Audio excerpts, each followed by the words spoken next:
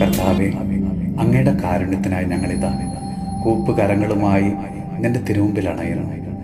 ഈശോയുടെ ജീവിതത്തിൽ ഒന്നിനു പുറകെ ഒന്നായി തകർച്ചകളും രോഗങ്ങളും കടബാധ്യതകളുമൊക്കെ കടന്നു വരുമ്പോൾ എന്ത് ചെയ്യണം, എങ്ങനെ മുന്നോട്ട് പോകണമെന്നറിയാതെ ജീവിതത്തിൽ പകച്ചു നിൽക്കുന്ന ഓരോ മക്കളെയും ഇന്നിതാ നിന്റെ തിരുമുമ്പിൽ സമർപ്പിച്ച് പ്രാർത്ഥിക്കുന്നു.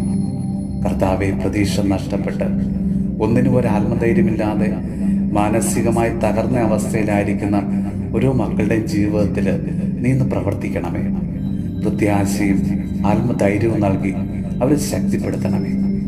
കർത്താവെ, തങ്ങളുടെ ജീവിതം മറ്റുള്ളവർക്ക് ഒരു ഭാരമാണ് എന്ന ചിന്ത അവരിൽ നിന്ന് എടുത്തു മാറ്റണമേ.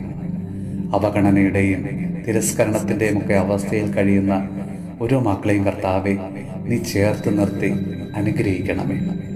ഈശോനാഥ, വിഷാദ രോഗങ്ങൾക്ക് അടിമകളായി പരാജയങ്ങളും തകർച്ചകളും ഉൾക്കൊള്ളാനാകാതെ എങ്ങനെയെങ്കിലും ജീവിതം ഒന്ന് അവസാനിപ്പിച്ചാൽ മതി എന്ന ചിന്തയിൽ കഴിയുന്ന ഓരോ മക്കളെയും കർത്താവെ നീ ഇന്ന് വീണ്ടെടുക്കണമേ. അവരെ പുതിയ ജീവിതത്തിലേക്ക് നീ കൈപിടിച്ച് നയിക്കണമേ.